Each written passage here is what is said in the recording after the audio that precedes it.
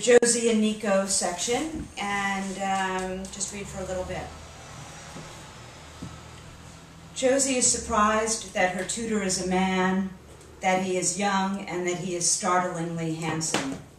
She considers walking back into the office of that horrible modern building and telling the waif behind the desk that she's made a mistake, that she doesn't want a tutor for the day, that she wants to go back to her hotel room and drink Orangina and vodka. The tutor shakes her hand, and she's surprised by the heat of his skin. She has been cold for so many days. She pulls her hand away as if it's been scorched. "So you're a French teacher, he says to her in French. "Oui," she answers, "but it's been a long time since I've spoken French to anyone but American teenagers." She doesn't say, "It's been a long time since I've spoken at all."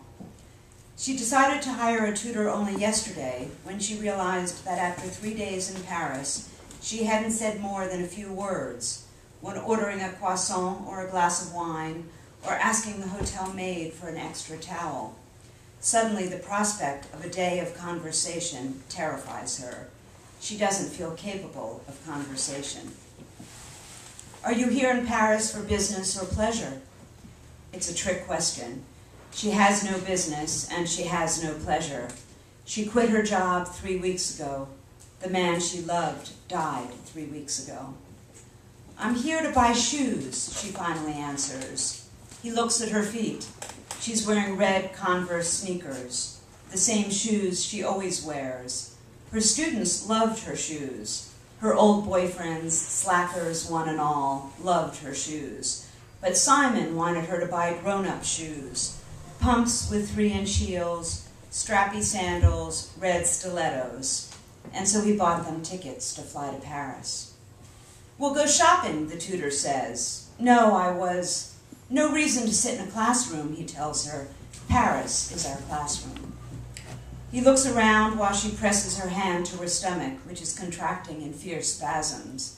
She doesn't want to get sick like she did yesterday on the metro. Yet another reason she should be back in her hotel room under the musty covers. "We'll take the bus," the tutor says. "More to see, more to talk about." His enthusiasm is killing her. "I'm Nicolas, by the way. Call me Nico." "Josie," she says. "Josie," he repeats, smiling, as if he's just discovered something wonderful. "Let's buy shoes."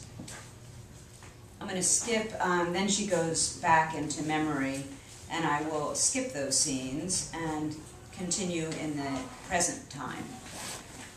"How did you come to be a French teacher?" the tutor asks. "Nico." His name slips away as easily as her concentration.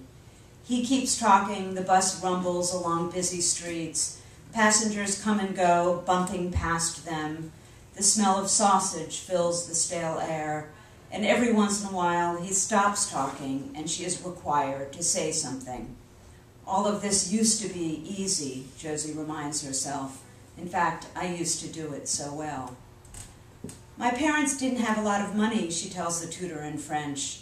She and Nico only speak only French, and she is surprised by how natural that is, as if the foreign words are easier for her to find than English words now. "We never traveled. I read a book about a young girl in Paris, and I wanted to be that girl.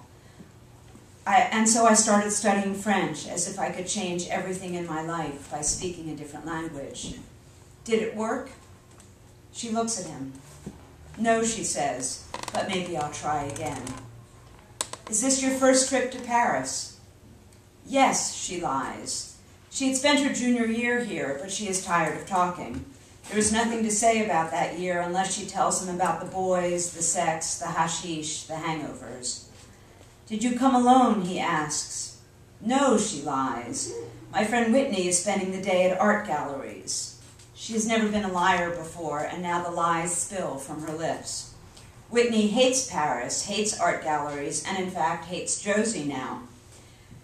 "If you sleep with him," Whitney had said the next morning, when Josie told her she was meeting Simon for a drink, "you're alone in this. He's married, he's old, and he's your student's father. I'm not getting on this love train with you, girl. I'm not even going to be there after the crash. The crash. You will love Paris, the tutor says with his unending optimism. I will make sure of that. She looks at him surprised. I hired a French tutor, not an ambassador. He doesn't stop smiling. I don't charge extra for those services. She looks away. She wishes he were less attractive, less eager. She would like to hate him. But here she is, following him off the bus as if this is exactly what she wants to do. They're in the heart of the bustling 6th arrondissement at the Carrefour de la Croix-Rouge. You guys know where that is. And she stops on the sidewalk, panic-stricken. What is she doing here? How can she take another step forward? Don't worry, he tells her. The stores are too expensive here. We're just pretending. Pretending? Did she misunderstand him? So far, everything she has done since Simon died has been a pretense. Everything except for the deep, bottomless sleep she stumbles into, as if plummeting off a cliff every night. I don't understand, she says. He takes her arm and moves her effortlessly across the street with the flow of people. She's astonished that it's so easy. He leads, she walks. Yesterday, without someone at her side, she stood paralyzed in front of the gates of Père Lachaise Cemetery for over an hour. She wanted to see, what? Jim Morrison's gravesite? Oscar Wilde's tomb? Finally she turned, threw up behind a tree, metroed back to her hotel, and burrowed back into her bed. She shouldn't have come to Paris. She should have thrown away the plane tickets. The seat on the plane beside her was empty, Simon's seat in business class, her constant reminder of what should have been. Champagne, wine, long conversations about Montmartre and Giverny, whispered promises, perhaps even a wandering hand under the blanket. Instead, she took 2 sleeping pills and awoke in Paris, groggy and disoriented. How about these, the tutor asks. Nico.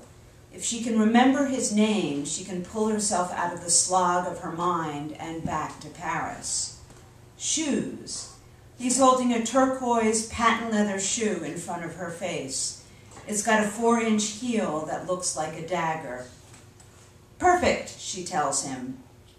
She'll try these on, he tells a woman. They're in a shoe store, but Josie can't remember walking in. The saleswoman knows it's all a ruse. She's looking at Josie with contempt, as if her red Converse sneakers are sullying the white marble floor. Josie tells her she wears a size 38, and the saleswoman mutters "Américaine" under her breath.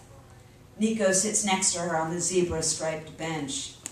Your accent is perfect, he whispers. It's the shoes that give you away. How much do the blue shoes cost? She asks him. Your salary. Don't even think about it. We're playing a game. She knows. Who cares? There's no one else in this ridiculous store. The store has plastic pigs hanging from the ceiling. Everything is patent leather, even the saleswoman's miniskirt and her go-go boots. The woman places a box on the bench beside Josie. We only have size 39. She walks away. Even my feet are too small for this place, Josie whispers to Nico. Your feet are perfect, he says. I have a boyfriend, she tells him. It slips out of her mouth. Of course you do, Nico says. He's unstoppable. She's oddly pleased. For 6 months, she could never say, I have a boyfriend. She couldn't say, I'm having dinner with my boyfriend Wednesday night. My boyfriend is meeting me in San Francisco for the weekend. I'm going with my boyfriend to Paris. For 6 months, her happiness was a secret. Now her grief is a secret. She had no right to the boyfriend, and she has no right to this grief.